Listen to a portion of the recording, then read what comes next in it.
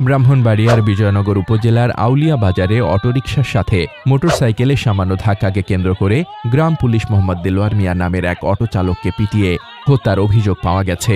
নিহত দেলোয়ার মিয়া চাঁদপুর গ্রামের গ্রাম পুলিশ মৃত তুতা মিয়ার তৃতীয় ছেলে ও অটো চালকের পাশাপাশি পেশায় গ্রাম পুলিশ ছিলেন।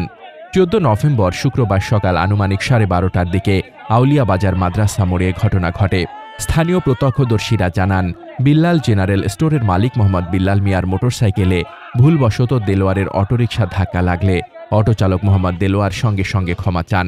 তবে তুচ্ছ এই ঘটনাকে কেন্দ্র করে ক্ষুব্ধ হয়ে বিল্লাল মিয়া একটি কাঠের রোল এনে দেলোয়ারের ঘাড়ের বাম দিকে ও মাথার নিচে আঘাত করেন।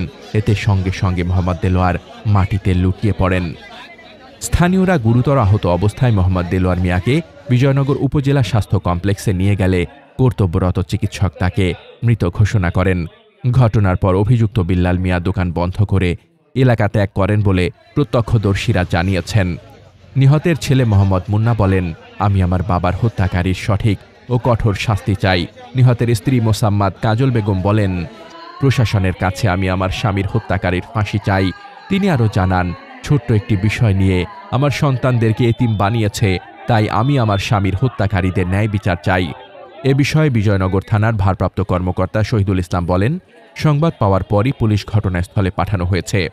লাশ উদ্ধার করে ময়নাতদন্তের জন্য ব্রাহ্মণবাড়িয়া সদর হাসপাতালের মর্গে পাঠানো হয়েছে। রিপোর্ট পাওয়ার পর আইনগত ব্যবস্থা গ্রহণ করা হবে। মোহাম্মদ শামীম রেজা, দৈনিক খোলা চোখ।